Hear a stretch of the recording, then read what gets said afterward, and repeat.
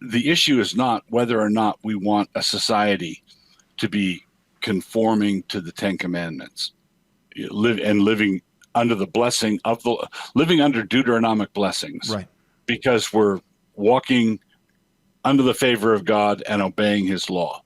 But we have to always remember, and this is the point you touched on, we have to always remember that when we are talking about suppression of blasphemy, I would say the first order of business is to suppress the magistrate's ability to blaspheme. Amen. Because in history, the state, the king, the ruling authorities have overwhelmingly used blasphemy codes to impose their blasphemy.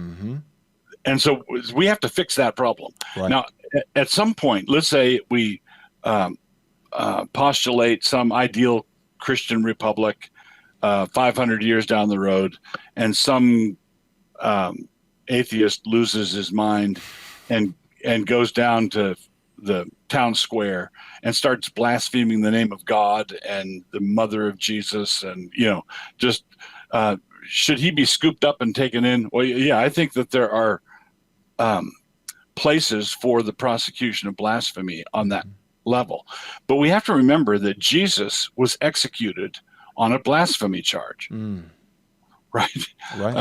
That was the greatest blasphemy that our race has ever committed, and we did it in the name of enforcing the law of God. Yeah, we committed the greatest blasphemy ever by silencing blasphemy. Right. By quote unquote silencing blasphemy.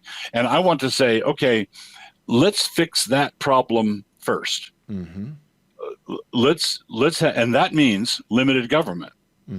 Okay. So if you gave a Martian a copy of the U.S. Constitution, and he reread it, one of the things he would come away with, and we talked to him afterwards, and we said, what's the central takeaway message that you have from reading our founding document?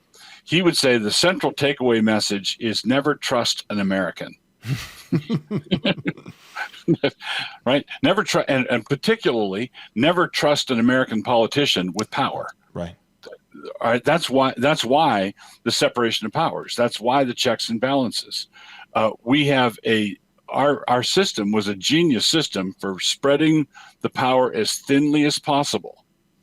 Okay. Now it's true that if you remove from the state the power to blaspheme, they might not be able to handle the occasional rogue blasphemer out here. Right. But we've got Christopher Dawson said the Christian church lives in the light of eternity and can afford to be patient.